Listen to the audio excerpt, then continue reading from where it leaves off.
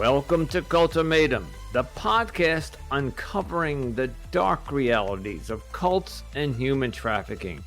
I'm your host, Anonymous Andrew, and each week we dive deep into the manipulation, control, and courageous escapes that define these worlds. And I'm Melody, Andrew's co-host. Having experienced the depth of a cult firsthand, specifically the House of Yahweh, I am here as an advocate for fellow survivors. The views and opinions expressed by our guests are their own and do not reflect the official policy or position of Cultimatum or its affiliates.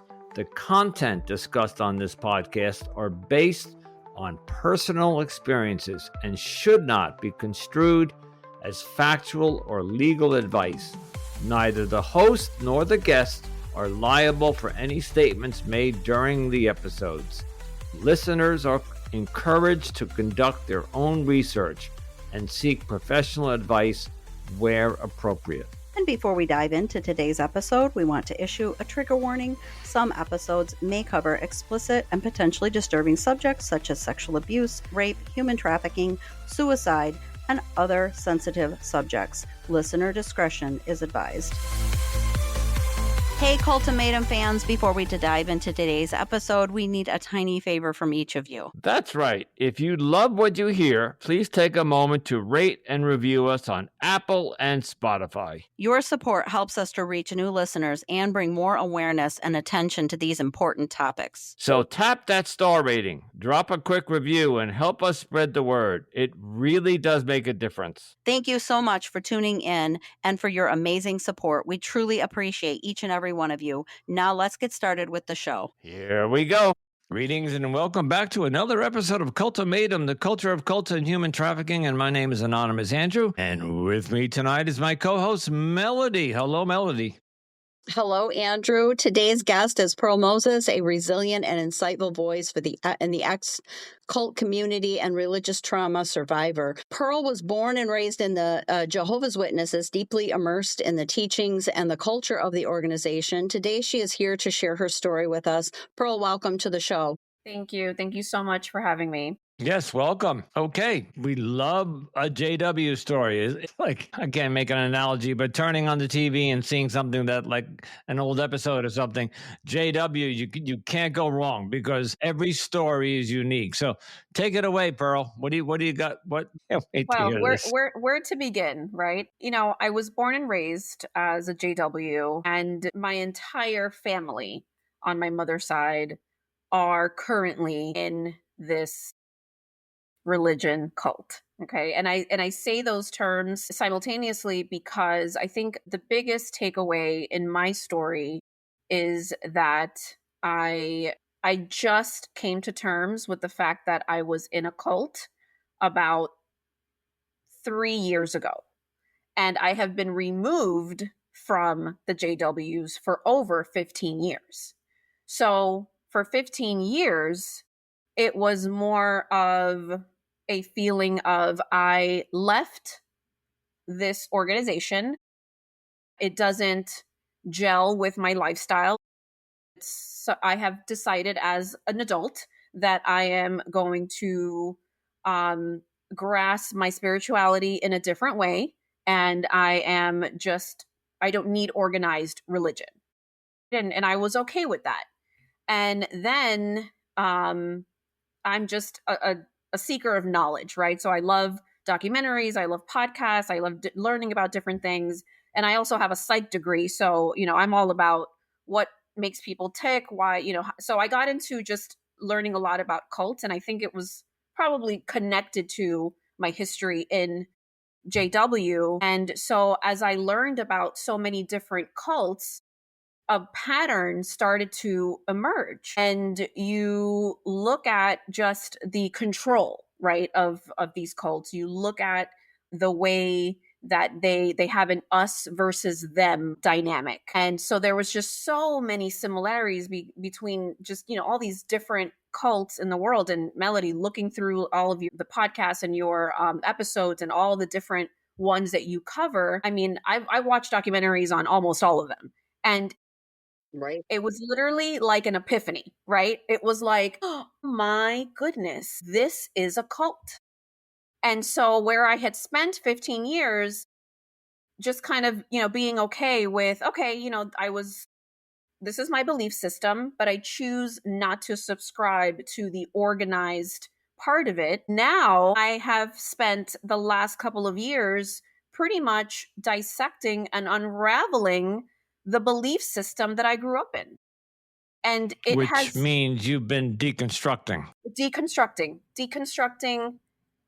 and it has been the most harrowing experience. Okay, very traumatic, but also very liberating. So it's just, and then pile on the fact that my entire family is still in this cult, and you see, like, I still have an issue with saying it, because there's a piece of, I want to respect my family because I love my family. I was never shunned, because that's a big thing in JWs, is once you are out, you are shunned. My family never did that to me.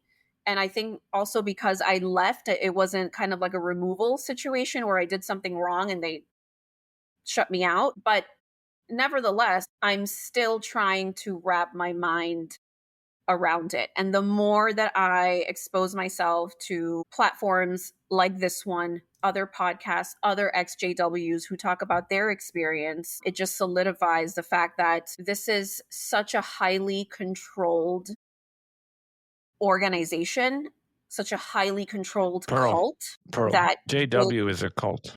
Yeah. Just wanted to Thank let you. you Yes, know. keep saying Melody, it. Keep saying it. Yeah, And Melody had a question. when I think about these things, it's like I think about it in terms of, what the people that are in that, the people that are still in that, who are probably questioning and who are conflicted. So I try to always have that in the back of my mind, and when I speak about it, it's for them, right? Because just how I love for people to let me be who I am, and I want to be left to be who I am.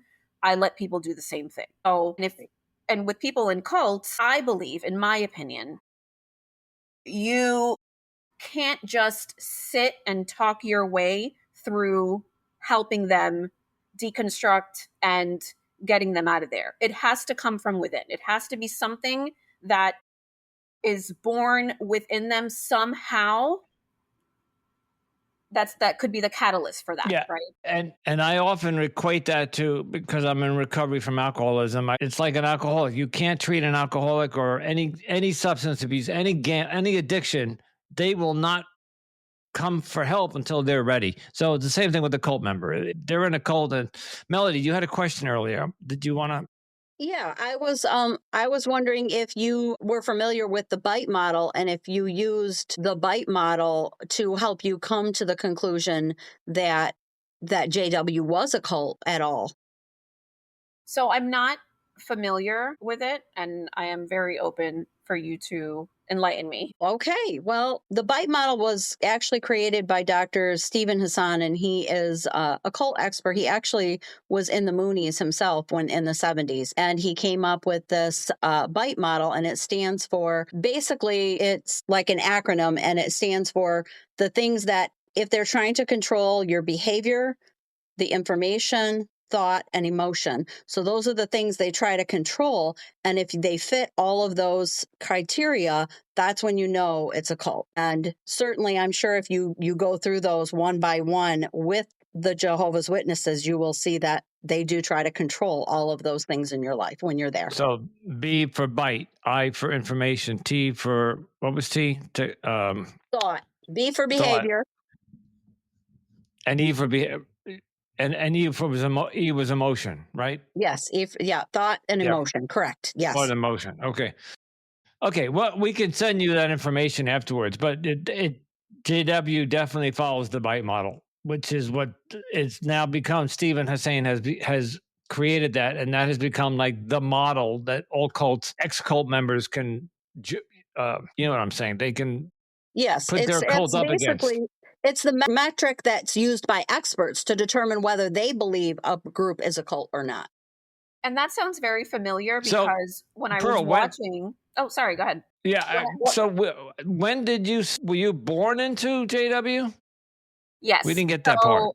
So I was born in JW. My entire family was converted. There was a missionary that went out to Nicaragua, converted my entire family. When they came here to the United States, they kept with the teachings, and everyone who came from that lineage, including myself, was part of this. And so right when I graduated high school, about 18, I was always a free spirit. I was never, I think out of my entire family, I was always the black sheep because I never really would conform. And again, my mother, it's her family. She was in it, right? Like 1 foot in, 1 foot out. She wasn't extremely devout in comparison to her sisters. And so my cousins and I, there was a difference between the way that we were raised. And so I was a little bit more free spirited in a way. And so once I hit 18, my mother really didn't make a whole lot of effort to keep me in this cult. And so I said, oh, say less, let's go. So I just left. I lived my 20s. And then when I had my son at 25, again, this whole entire time, it was just me like, okay, it doesn't fit my lifestyle. I don't want to do this. I'm on the outside while everyone else is on the inside. Right. And so I went back. I went back at 25 for a couple of years. I wanted to, as a mother, you want to give your children some type of belief system. And this is all that I knew. And I ended up marrying someone who was not a Jehovah's Witness, nowhere near close. And so eventually over the years, it didn't fit. You cannot be in a cult and your spouse is not in that cult. It just doesn't work. And that's why they drill you to marry someone that is a JW, and everyone in the family is doing the same exact thing. They're going to the Kingdom Hall. They're going out in the ministry, the knocking on the doors, like we know that JWs do. It's supposed to encompass your entire life, and they structure it that way. And so what's interesting is that, so like I said, my entire family is in this, and I cannot tell you how many failed marriages I have seen. Whereas me no longer being a JW, I have a 22-year relationship, and family members of mine have had failed marriages and relationships because they get into it too young, right? So it's like they push you as soon as you're able to. It's like, we're going to push you into a marriage with another JW. You're going to continue in this. And a lot of times it just doesn't work. It just doesn't work. And people grow up, they become adults. But the way that I've seen how they just squash your critical thinking, they squash the way that you may want to question something. I'm so removed that the only things that I hear about are from my family. And one of the most recent things that just blew my mind, it's horrifying as well as hilarious, is that for years, men were not allowed to have beards, clean shaven at all times. Just last year, guess what?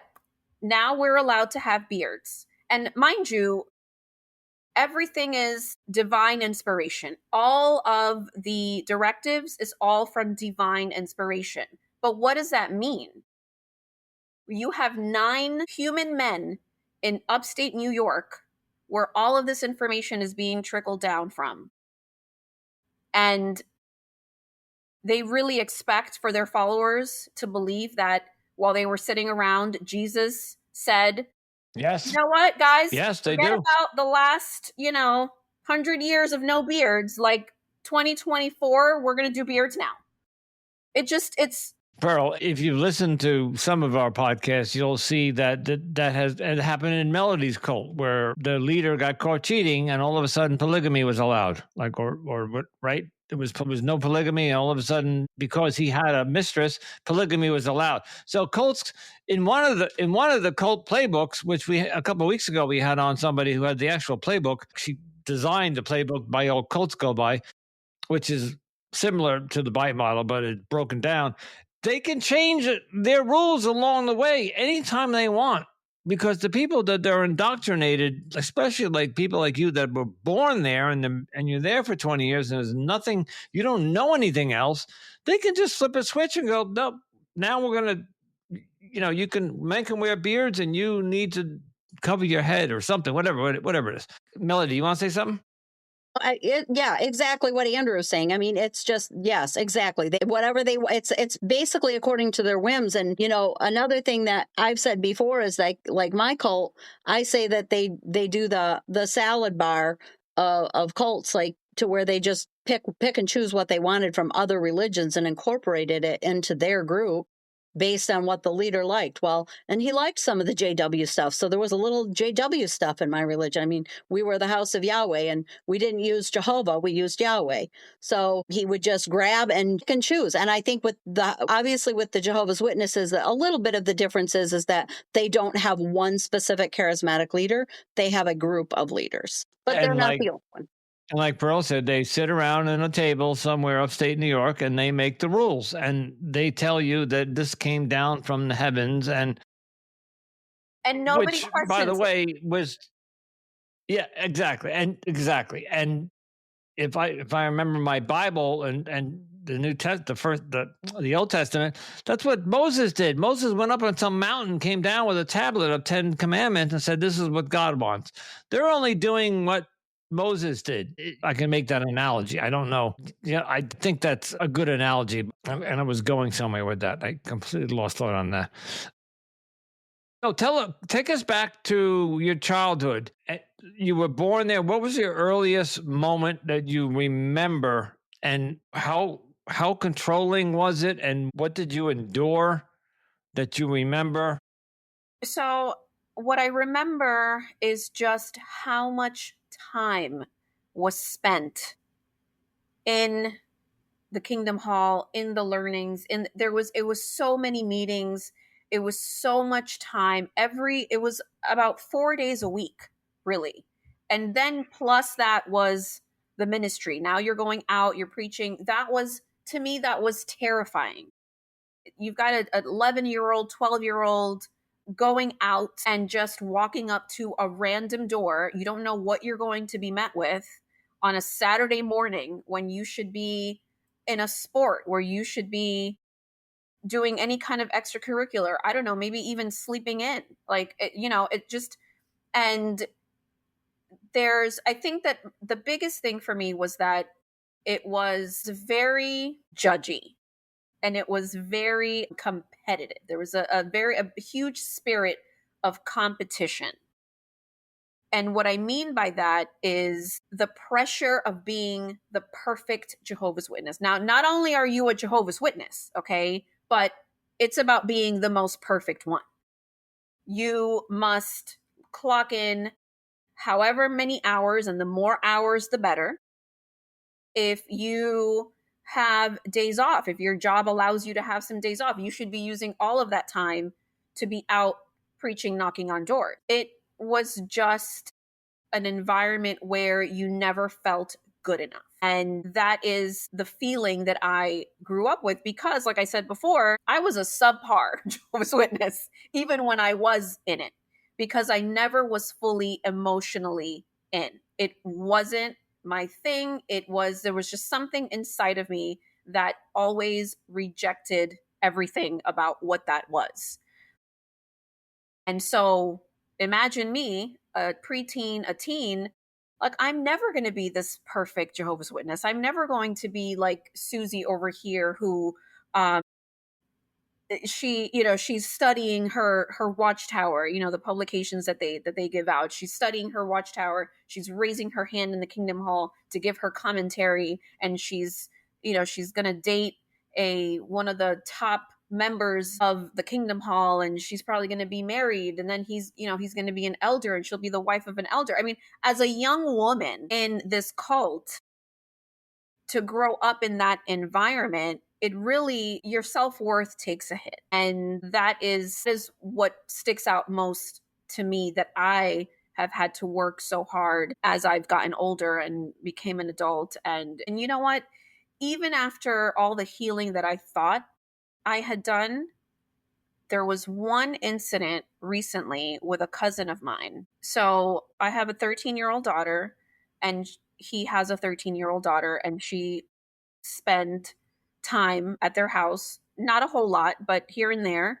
And so, long story short, he approached me one of the times that I went to go pick her up, and the conversation was basically, your daughter is a bad influence on my perfect Jehovah's Witness daughter. And so imagine all of the trauma that had, that flooded back. I was not prepared for that. I was so triggered. It was so deeply hurtful. I judged myself once again. And so the most tragic part about the entire thing was that I was so jaded in that conversation. I just had listened to what he had to say, and I took my daughter and I got out of there, and I never spoke to him again. And about 2 months later, he passed away. At 12 years old, you were going door to door. And tell us, like 15, 16, 18, what point, it sounds like to me that at some point you were, and here's a new term that you may not have heard of, it's called PIMO, where you are something that no, it sounds like I'm teaching and I'm the outsider. PIMO, you're physically in, but you're mentally out. Right. So you were physically still part of the JW, but you just didn't want to be there anymore. And you went and married an outsider. Tell us how that went. So, yes. So about 18, I was no longer being made to go and be a part of this. So I said, okay, you know what? I'm out. And I lived my early 20s. I went to college. I lived my life as a non-Jehovah's Witness. I met my now husband. We had a child, and that is when I said, okay, I would like to bring up my child in some kind of religious belief. And this was the only thing that I knew. So I said, okay, I'm going to give it another try, just because as a parent, you just feel like these are the right things to do. And so went back for a couple of years, and it just wasn't sustainable. I mean, my husband wanted to celebrate Christmas and birthdays, and here I am saying, oh no, like I can't be a part of that. And it wasn't working. And I feel like I valued my marriage and my family and my home life more than I did being in the religion at that time. So I left. I didn't dwell on it. I made my choice. I had a priority, and that was it. It wasn't a huge deal at that point. But isn't walking away from JW not something that is easily done? Don't you have to be like disfellowshipped, or? So I forget some of the. You know what? For some reason, I have seen cases like that, but I just walked away. Did they still come to my door and try to call me and email me? Yes. And I said, I'm good. So, I don't know. I wasn't there. I don't know if they disfellowshipped me. I don't know if they made an announcement in the Kingdom Hall and said, is now disfellow. I don't know. But that's just how it went. In my experience, usually there has to be, you can just walk away. And then if you're going to be disfellowshipped, then it would be like something that you did, and then you went and confessed that you did this. And they make a determination. So I think everybody's experience is different. I think it also depends on your Kingdom Hall and who your elders are. But in my experience, I just walked away. Some tried. I stood firm, and that was it. At one point you mentioned Nicaragua. This is where you stayed, or did you come to the States at some point? So I was born in the States, but my mother's family is all from Nicaragua. And so an American missionary went over to Nicaragua and fellowshipped out there. And that is how my entire family was converted. Because my grandmother at some point was Catholic and was converted to Jehovah's Witness when that missionary went out there. And just to get clarification, Pearl, you did say that basically that you really remember not fully believing in the religion even from childhood. Is that correct? That's correct. There was a lot of things that just didn't make sense to me, but I will tell you that they do such a great job at the whole don't question anything. So when things would pop up in my mind, I would immediately just take it out because they teach you that. They say, oh, that's the devil. The devil is on your shoulder. Those are the demons that are in your ear telling you to question something. And there is no conversation. There is a teaching and you say, hello, elder, can you please expand on this? Because it's just, you're just supposed to trust that it's God's word. And that is what it is. There is no dialogue. There is no expanding on anything. It's just, it is what it is. And so I think that's why I'm so appreciative to be on here today with you. And I'm appreciative of platforms such as these and people that are doing the work that you're doing, Melody and Andrew, because now we have these. Now the young people that are in my position that I was have the internet. They have this at their fingertips. I didn't have this growing up. I didn't have somewhere where I could go and hear somebody who was going through something or questioning or in my position. And even when you do, they drill into you that if you are going to go searching for something, it's like God is watching you, and it's almost like you're going to get struck down for opening up a website, for opening up a blog or something. The fear, right? So that's another part of that model. It's the fear that they pump into you for just doing what humans do, which is think critically, which is question things. That is a normal Absolutely. human behavior. Perfect example of the thought control and the information control, both at the same time. Yep. So, Pearl, take us through the marriage. You met your husband.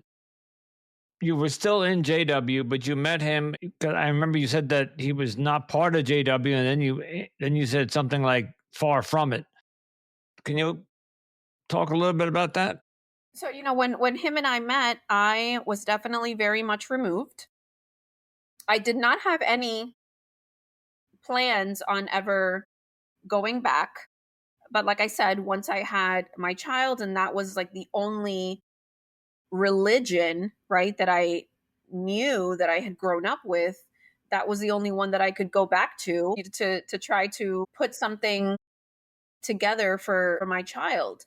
And so because he wasn't a part of this and he didn't meet me as an active Jehovah's Witness, it was, the waters were muddied. It was just a very difficult situation. And I saw how it was affecting my marriage and how it just wasn't going to be sustainable. So either I just left the marriage and tried to continue in my plight of returning to Jehovah's Witnesses and then maybe marrying a Jehovah's Witness. That just wasn't something that I was going to do. So I left again. And I think that in that time, there was a part of me that was looking for something. I was trying to find more spirituality in my life. I was trying to find myself. Who am I? Not being in this cult at that time. That word hadn't come up yet. And so I think that the biggest revelation for me was once I did come to the realization that this is, in fact, an absolute cult. And let's talk about that for a second. So I think in the beginning you said it took about 3 years for you to come to that realization. What, at any point did your husband, by the way, are you still with your husband? Yes. Okay. At any point, did he mention the word cult? Like, babe, I think you're in a cult? No, he just thought that the whole thing was odd. He would meet, Okay. he would meet members of my family and say different things that kind of later, now sitting here with you and having the knowledge that I have of cults, is something that it's deeply, deeply saddening. And one of those things, to give you an example, is the way that this cult strips people of their individuality. Yes. And so what you see in my family in particular is all of these young people who their lives are structured in a way to follow this cult. So they're not out looking for certain degrees or looking for a certain lifestyle, or everything that they do is based around how much more service they can put into this cult. And so, whereas on the flip side, you have my son who was always very big into sports, going off to college, going to play football. That is unheard of in my family and in the entire cult. You are to stay home. You are to find a sensible career that will give you a ton of time to dedicate out Right. to preach and knock on doors. That's why you see a lot of Jehovah's Witnesses that are firefighters. It gives them the time. They have a reduced schedule. They're not going off to college. And, when you look at the history of this cult, people have structured their lives in a very similar way. And it has ruined lives. I mean, if you think about the people that have died over the years thinking that there is an Armageddon coming. Right. If you think that the world is going to end, aren't you going to live your life differently? I would. Right? Yeah. Right? Yeah, that's why I didn't get a higher education, because my cult was a doomsday cult too. No, when they teach you or tell you that you have no future, or that the future is going to be very short and the time till the end is so short, you're focused on that and you're not focused on an extended future. Exactly. It's so sad. So sad. Quick question. Because this is the first I've heard of it, and we've done several JWs, and doesn't mean we've heard it at all. But where did you hear that a lot of firefighters are JWs? Well, they're in my family, and it's okay. Well, there you go. And it's just an example, right? Not that all of them are, or most. It's just that No. it's about no, that would be too general of a statement. no, But it's about finding a career that allows you that time, that allows you all of that extra time in your schedule to be able to, because when you think about it, and I was listening to another podcast by an ex-elder, which an elder is like the top position that you can hold in a kingdom hall, right? I didn't know how crazy and hard they work, those elders. Elders work crazy amount of hours just doing things for the kingdom hall. Now, you pair that with them having a family, having small children, having a 9-to-5 job, a career. Is elders that have left talk about how exhausting it was to be in that position. And they just work them to the bone, and they're not getting paid for this. Okay. So it's just, again, it's just another example of the way that you're supposed to structure your life to be a functioning person of this cult. that's the first time we've had an ex-JW come on and actually say that the elders were worked to the bone, or however you just phrased it. It doesn't give, I don't have any more sympathy for them or empathy for them, because I think the elders are the ones that are dictating what's going on to the rest of the community, which brings up another question. And I only ask this question when a guest comes on and doesn't broach the topic. And maybe in your case, there was no reason to. But in your time at the JW, what did you, I always hate asking this because but it's part of the culture. Did you see any emotional, physical, or sexual abuse at the time you were there? So I did not. And I think that the sexual abuse allegations within the Jehovah's Witnesses I became aware of several years ago. I want to say maybe 10 years ago. And I don't doubt that this has gone on. I don't question it. I'm sure that it happened and it continues to happen because of the way that it's structured. But I think what bothers me a little bit about that is that that's the only thing that you hear about. Now, is it valid? Is it Correct. important? Is it supposed to be talked about? Absolutely. But if you are a Jehovah's Witness who is currently in, you take a look at something like that and you're like, oh, they're trying to persecute us, right? Like that's a big word. It's, just the way that Right. Jesus was persecuted, we are being persecuted. And Okay. so We could substitute sexual abuse for emotional abuse or physical abuse, because I've heard that too, where they punished you. There was one episode of JW was put in a room for 3 days because she did something. I forget what it was, but it was emotional and physical abuse where she couldn't come out for 3 days and something along those lines. So it doesn't have to be sex. It could be. Yeah. No, I mean, I will tell you that when I after leaving, I had to sit in a room as a 25-year-old woman, and I had to sit in a room with about 4 older men, and I had to talk about and confess my sins per se. So I had to talk about sex before. I had to talk about fornication. I had to talk about abortion. I had to talk about all of the things that I would say to God in the privacy of my own mind.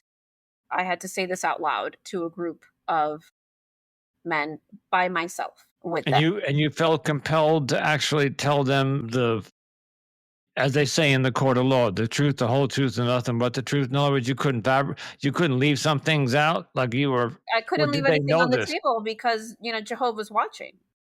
Jehovah's watching, He So knows. they already had the dirt on you. Right. Exactly. And so it's traumatizing. In the moment, you think that you're doing the right thing. It's a condition of your return. We will take you back. Now that you have left, you have been tainted by the world, you have become a worldly person. In order for you to be cleansed and for you to come back into the fold, these are the stipulations, these are the conditions. And looking back at that, knowing what I know, it's horrifying. It's hurt for my 20-something-year-old self, new mother, just trying to figure it out, trying to do the right thing for my child and myself and my future.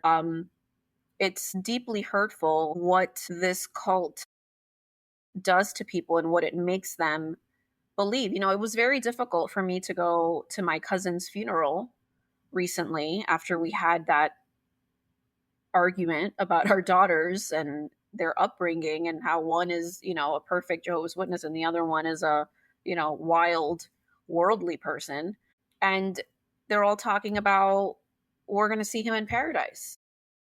And I'm newly deconstructing, right? I don't even know what I believe, Andrew. I don't even know. I had to ask myself the other day, do I even believe in heaven? I don't know. Yeah. Now I'm questioning my own mortality, right? Yeah. That is certainly a sign that you're still deconstructing, and I can certainly relate to that because I call myself agnostic because I'm like, I just don't know. I don't know. I feel very just lost and confused in that way, and I don't.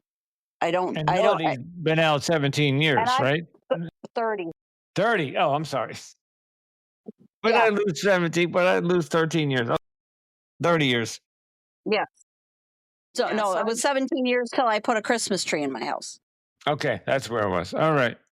So Pearl, bouncing what coming up what Melody just said, we're going to start to kind of wrap up a little bit. Where you're in the midst of your deconstruction, because you've only been out 3 years, although I suspect you were mentally out a couple I've of been years. out about over 15 years, but it's only been about 3 years that I came to the realization that I was in a cult. Okay. Okay. So for many years, I was out living my life and I was happy about that. And it was that feeling of I am on the outside of this thing that I used to be in. And then it became I am a survivor of a cult that I was born into. Do you remember that moment when I do. that switch flipped? I do. I do. I was watching a documentary, and I think that some type of model, like the one that Melody mentioned earlier, came up and it kind of spelled out if this is what you see, then more than likely it's a cult. And I said, oh my God. And, just looking at all the patterns. Yeah.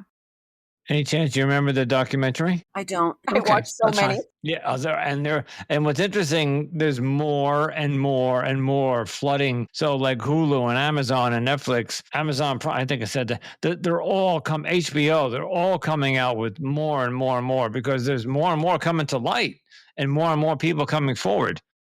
So not just the podcast world, but now the streaming world is pumping out these cult documentaries. I don't know if this will be heard before the end of the summer.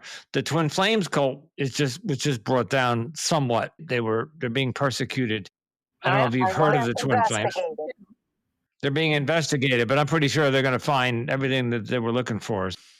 I watched that one too. And I think You did that watch that? I did. Okay. And, I think that my main motivation for talking to you and being on here, and hopefully I get to do more, is I'm, like you said, I'm still processing all of this, right? So this is great therapy for me to kind of just vocalize this, because this is not something that you just get up and just talk about with anyone, right? This is not like your regular conversation. And unless you have been in a cult, it's very difficult to understand. And so I do appreciate this time with you. And then I also think about the listeners and your audience, and it's people that have survived, and it could be people that are, thinking about leaving, and that are struggling. And so, I just want to say to any JW who is listening, who is, 1 foot in, 1 foot out, or mentally in, or physically in and mentally out, ask questions. Ask your elders questions on anything that you have a question on, and just watch how they word salad and they basically just disappear in front of you trying to answer it. And if they can't give you concise answers to your questions, then there's something to be said for that. And most likely they won't. And by the way, you just basically answered Melody's last question, right, Melody? Yeah, I was just thinking that. I was thinking she knew exactly how she wanted to end this, and it's the same way. And we can't thank you enough for coming on and sharing your experience and being so raw and real. And I can relate so much to all the stuff that you're talking about. And I know exactly what you mean about like not being able to have those conversations with just anybody. Sometimes when people start discussing religion or anything, I'm just like, I just tune out. I'm just like, I can't get involved in this conversation. I still do it. So I know exactly what you mean, because I'm just like, it's too deep for me. There's too much trauma there. And I could sit with these people for 2 days and they still wouldn't get it. Yeah. Yeah. No. Agreed. No, and I go back to the example of somebody who's suffering from any other kind of mental illness. I should say mental illness, substance abuse. They're not gonna. Then they're so in the grasps of the addiction. In this case, they're in the grasp of the indoctrination of what, especially if they've been there all their lives. This is all they know. Yeah. And they've been taught that the outsider is going to try to turn you. The outsider is the devil. The outsider is the worldly, or the, like the Amish call it, the English. Your brain. Right. Whatever Exactly. type of defenses you may have inside of you that want to come out, your brain has already been rewired. It's Correct. In order to wire it back, that takes a lot of years, but firstly, like you said before, Andrew, it's the first step is to make that decision. And once you decide that you will not be controlled. You don't have to have it all figured out right when you decide, right? Like, just make the decision. I will no longer be controlled. I will no longer be told what to do. Let me just step out of it. I think that's also huge. And here I'm going to finish is take a breather, right? Take a beat from your cult, that space. And when you're not hearing it and when you're not there all the time, see how you feel after a month. I love that. Because you know in what? the You're meantime, basically, telling people to step out of that echo chamber where they're getting the same message from everyone around them. Look up different things. Make a list, right? But you have to remove yourself, because even if I am questioning things and I'm not all the way in, if I'm still in Kingdom Hall and if I'm still surrounded by everything, you're getting bombarded, and your brain trying to fix itself, it's not going to happen. So I would say space can also work wonders. Yeah, almost kind of like in a relationship. No? Sometimes you got to go to different corners and take a time out. Pearl, Absolutely. thank you so much for coming on.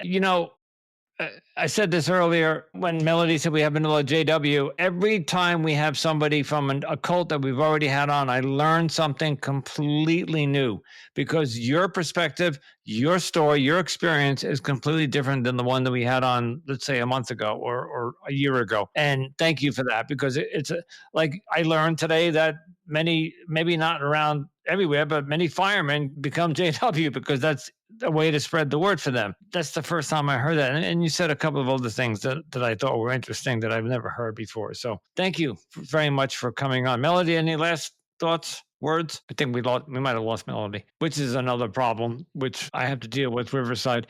Pearl, thank you so much. And Melody will be in touch with you, and she'll need some information from you, and we'll let you know when we're going to air this. Thank you again for coming on. Okay. Very brave of you. Thank you. And we want to once again thank Pearl for coming on the show and sharing her experience with us and the audience. And we, I did want to mention that I did get a chance to say to her, but she is not the first one to say to us that she left the religion in like teens or early 20s. And then after she had a child, she came back because she didn't know what to teach her child or how to religiously bring up her child, and felt like that pull to come back in. And I think a lot of people do that with religion. Like they feel like they have to raise their child in the religion that they grew up in. That's funny, because I did that. I brought up a Catholic, went to Catholic school, Catholic college, but when I graduated, I wanted nothing to do with, I didn't practice.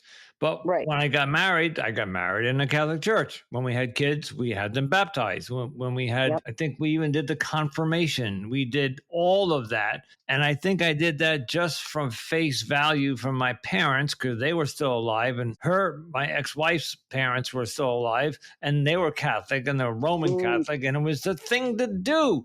And it would have been frowned upon had we not done that. But in my heart of hearts, I didn't care. Your heart wasn't in it, right? My heart wasn't in it. You were just doing it as a formality. Exactly. So, yes. But again, the Catholic Church isn't a cult, although it makes me wonder. I did it because I was pressured into doing it by not the church necessarily, but by my family's traditional values. So yes. And I think it's very similar, Andrew. Yes, I think so. She isn't the first one that has done that. And basically then she's kind of still like, well, my heart's not really in this. And so she ended up leaving again. The only other thing I did want to touch on was you mentioned about the elders and not having much sympathy for them. But remember that some of those elders are in there, and they're deceived too, because if you recall, one of our first, or I think our second interview was with Gary Alt, who was an ex-JW elder. And he's a good guy. And you can tell that when he was there and he was going through the motions, he believed it. And once they turned against him and then he realized what it was and started seeing it for what it was, he had a whole different perspective. But that's similar of anybody who's in a cult. Yeah, I think I'm just jaded because after 70-something episodes, we hear horrible things about the elders, especially like pedophilia. To hear 1, 2, or 3 come along and say this elder or that elder wasn't so bad, might be having a difficult time swallowing it. But but I don't deny that. And like you said, our guest was a good guy. And if they can get out in time or just get out, some of them could have, you know what? I'm going to shut up. No, I know what you're saying. No, I hear what you're saying, Andrew. You're basically saying some of them are predators and some of them are there and they don't really believe it. And they're using that power position to take advantage of other people. And I agree with you that is true. Some of them are there for that reason and are abusing that power of that position of power, but not all. I just wanted to reiterate that not all of them are of that. They're all not cut from the same cloth, you know. If there's this potpourri, I don't know if that's the right word, but let's say there's this club out there of ex-elders from all different cults. Let them band together and get in front of Congress or get in front of some body and say, hey, we were the ones running these cults, and we're telling you that they're horrible. They're breeding grounds for pedophiles. They're breeding grounds for human trafficking and labor and child trafficking and all that stuff. These elders, Hey, maybe somebody will start a Facebook group for exactly that, Andrew. That's not a bad idea. Actually, I like that idea. That's a good idea. Okay, so if you're an elder listening to this and you know of other elders, matter of fact, why don't we do that? Let's maybe try to get an elder live, we'll do a live stream of a bunch of elders that have left their cult and would want to come on. Please contact us. If you're listening to this episode and you were an elder in any cult and you want to come forward and talk about it, please. I would love to hear it. Because who has more information than those on the inside? Exactly. Those are the people that are going to know all of the intricate details of what's really going on the inner layers. Correct. So I think that's, yes, if you're an ex-elder of any cult and you're listening, we would absolutely love to hear from you.